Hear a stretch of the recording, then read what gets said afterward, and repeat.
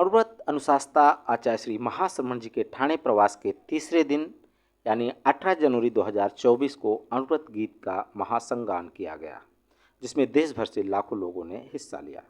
ठाणे में गुरुदेव आचार्य श्री महाश्रमण जी एवं धवल सेना का प्रवास था, जिसके चलते यहाँ विशेष आयोजन हुआ। आचार्य श्री एवं साधु संतों सहित यहाँ उपस्थित समाज के तमाम लोगों ने खड़े होकर अणुव्रत गीत का महासंगान किया। इस मौके पर सुरभि सलोनी टीम ने पूरे कार्यक्रम की कवरेज के साथ ही ठाणे समाज अणुव्रत समिति मुंबई एवं कई विशिष्ट लोगों से बातचीत करके ठाणे प्रवास एवं अणुव्रत गीत के बारे में जानकारी प्राप्त की। देखिए सुरभि सलोनी की यह खास report. My sincere request to all the students and all the teachers, I welcome all the teachers also who are here to take this message and spread this message as far as possible. Surabhi Saloni में आपका स्वागत है। और आचार्य श्री महाश्रमण जी का प्रवास ठाणे में चल रहा है और यहाँ 5 दिवसीय आचार्य श्री का प्रवास है। और आज यानी 18 जनवरी 2024 को अणुव्रत गीत का महासंज्ञान हुआ। आचार्य श्री स्वयं खड़े होकर अणुव्रत गीत का संज्ञान किया। हमारे साथ में ठाणे तेरापंथ समाज के अध्यक्ष रमेश जी सोनी, वरिष्ठ उपाध्यक्ष पवन जी ओस्तवाल और मनोहर जी कच्छारा सहित हसमुख जी श्री माल, पूरी टीम है हमारे साथ। उनसे गुरुदेव के ठाणे प्रवास के बारे में जानते हैं। कोषाध्यक्ष कमलेश चंडालिया जी भी हैं, मंत्री नरेश बापना, पूरी टीम लगी हुई है गुरुदेव के इस प्रवास को ऐतिहासिक बनाने के लिए। हम आज के कार्यक्रम के बारे में जानते हैं और ठाणे प्रवास के बारे में। सर, ठाणे प्रवास कैसा है? और आज अणुव्रत गीत संज्ञान भी हुआ, जो कि ठाणे की भूमि पर इतिहास रचा गया। क्या कहेंगे इन सारी चीज़ों को? पहले तो सभी को सादर जय जिनेंद्र। ठाणे तेरापंथ सभा की ओर से जो कार्यक्रम आज अणुव्रत महासमिति के द्वारा अणु विभाग की ओर से जो कार्यक्रम हुआ अणुव्रत गीत संगान का, उसमें बहुत अच्छी उपस्थिति रही और बहुत ही ऐतिहासिक कार्यक्रम हुआ जो पूरे वर्ल्ड में रिकॉर्ड होगा। कैसा चल रहा है ठाणे प्रवास गुरुदेव का, और इसको आप कैसे देखते हैं? ठाणे प्रवास बहुत ही ऐतिहासिक और अध्यात्ममय चल रहा है। 2 दिन हो गया, आज तीसरा दिन का प्रवास चल रहा है और पूज्य प्रवर को साताकारी जगह भी साताकारी लगी है और नंदनवन के जैसा माहौल है। पूरा रमणीक माहौल में पूज्य प्रवर का प्रवास हो रहा है और साताकारी प्रवास चल रहा है। सर, अध्यात्म नगरी ठाणे को कहा जाता है और यहाँ आचार्य प्रवर का प्रवास चल रहा है, ऐतिहासिक प्रवास चल रहा है। कैसा लग रहा है और क्या कहेंगे पूरे प्रवास के बारे में? यहाँ जो गुरुदेव विराजे ना, तो जब सभी साधु साध्वी संतों ने जो बोले चतुर्मास यहीं पे होना था। बोले इतनी अच्छी जगह आप छोड़ के आपने जो चतुर्मास किया, यहाँ बहुत अच्छा लगा सभी साधु साध्वियों को और बहुत रमणीक जगह है। लोगों को बहुत खुशी है और गुरुदेव तो इतने खुश है, उसकी कोई उदाहरण नहीं है उसकी। सर, ठाणे का श्रावक समाज और आप लोग किस तरह से देख रहे हैं इस गुरुदेव के इस प्रवास को? सभी को सादर जय जिनेंद्र। एक्चुअल में सर की थाना का जो गुरुदेव का प्रवास है, आप सब जानते हैं कि हमने 3 आचार्यों का युग देखा है, आचार्य श्री तुलसी, माँ प्रज्ञा जी एवं महाश्रमण जी। अब आने वाली 10 साल वाली पीढ़ी तो यही बोलेगी हमने महाश्रमण जी का युग देखा है। तो हमारे यहाँ के श्रावक श्राविका वर्ग, पूरा तेरापंथ समाज बहुत खुश है और ये एक तरह का इतिहास ही बन गया है। और शायद अब हमारे जन्म में हम ऐसे आचार्य पर्व का कभी स्वागत नहीं कर पाएंगे।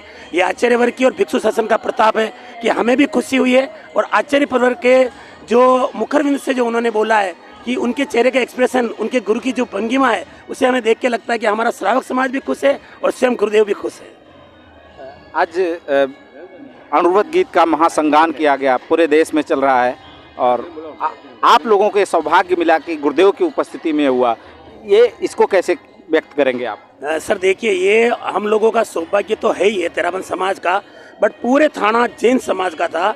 चारों फिरके के लोग, स्थानकवासी, मंदिर, देरासर, दिगंबर, स्थानकवासी, प्रवेश के दिन यहाँ पे 4000-5000 का क्राउड था और सब लोगों ने मिलकर गुरुदेव के दर्शन लिए और गुरुदेव के आशीर्वाद लिया। आज भी 5000-6000 स्टूडेंट यहाँ पर आए हैं और उनको एक नैतिकता वाला अणुव्रत का जो महासंगान है उसका उनका सबको वाचन किया और संगीत का स्वयं गुरुदेव ने संगीतमय तरीके से जो पूरे भारत में 1 करोड़ स्टूडेंट ने गाया होगा। ठाणे के प्रवास बहुत दूर दूर से कई VIP भी आए, तमाम लोग आ रहे हैं। कौन कौन लोग अब तक गुरुदेव के दर्शन के लिए यहाँ पधारे और कौन आने वाले हैं?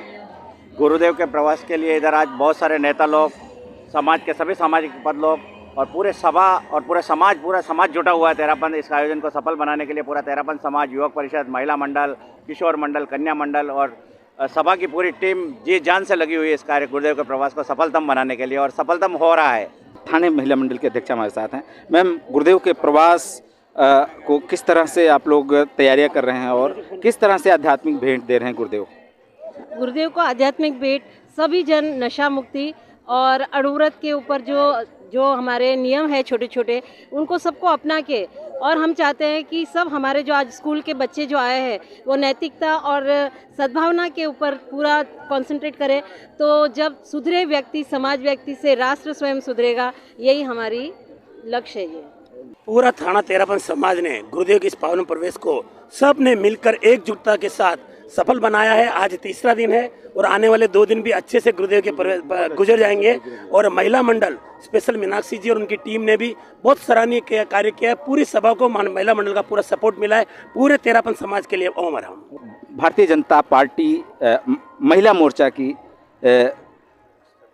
महाराष्ट्र प्रदेश महामंत्री माधवी ताई हमारे साथ हैं। हम उनसे जानेंगे कि आचार्य श्री से आपने दर्शन किए, कैसा रहा दर्शन सेवा आपका, और क्या आपने गुरुदेव से मांगा? देखिए, पहली बात तो यह है कि मैं आचार्य महाश्रमण जी के बहुत बहुत धन्यवाद करना चाहूँगी कि उनसे अमृतवाणी सुनने का मुझे मौका मिला। एक पॉजिटिव एनर्जी जो है वो मुझे प्राप्त हो गई।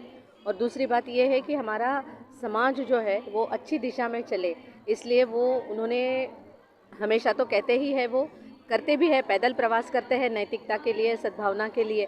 लेकिन आज उन्होंने बच्चों के साथ जो बातचीत की, जो एक डिजिटल आक्रमण हो चुका है हमारी ज़िंदगी में, हमारे समाज में, तो बच्चों को व्यसनों से कैसे दूर रहना चाहिए। कोई भी हो, ये मोबाइल का भी व्यसन हो सकता है, डिजिटल जो एरा चल रहा है इसका भी आक्रमण हो सकता है। तो इससे खुद को कैसे दूर रखें, इसके लिए आचार्य जी ने आज जो बात कही इतने बच्चों के सामने, मुझे लगता है कि ये एक अपने आप में बहुत बड़ी समाज सेवा है।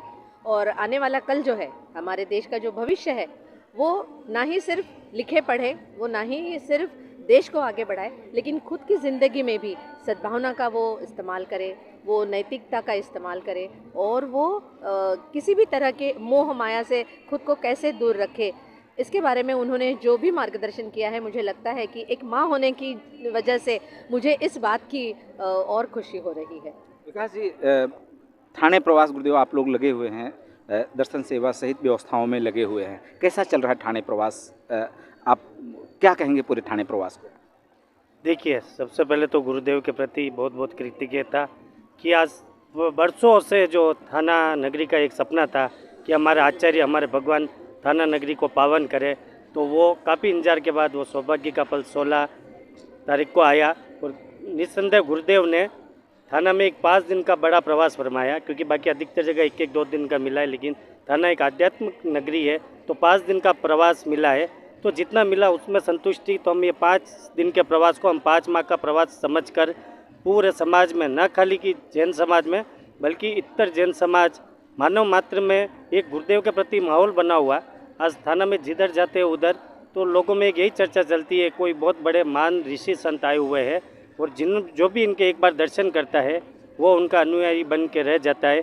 तो निस्संदेह थाना के लिए में एक बहुत ही धर्म का और अध्यात्म का माहौल बन रहा है। मुंबई के अणुव्रत समिति के अध्यक्ष रोशन लाल जी मेहता से इस बारे में बात करेंगे।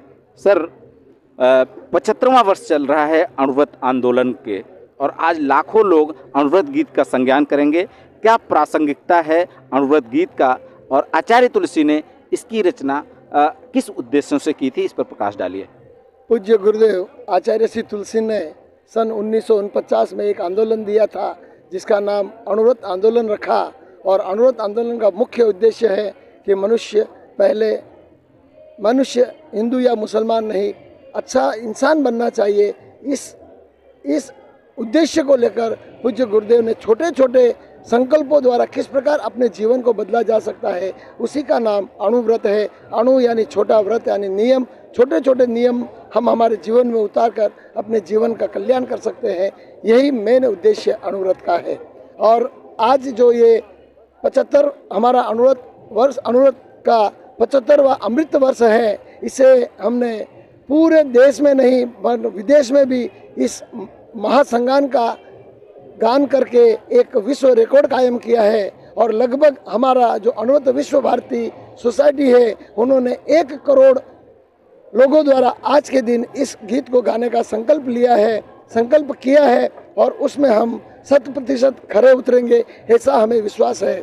ठाणे महानगर में पूज्य गुरुदेव के सानिध्य में अनुव्रत गीत का बहुत बड़े पैमाने पर संगान किया गया और पूज्य गुरुदेव ने महती कृपा कर खड़े होकर इस गीत का संगान किया और उसके साथ पूरा श्रावक समाज गुरुदेव के साथ में इस गीत का संगान कर अपने आप को धन्यता का अनुभव किया। सर, अनुव्रत के नियम को जन जन तक पहुंचाने के लिए, लोग उसको अपनाएं, इसके लिए किस तरह के कोशिशें की जा रही हैं?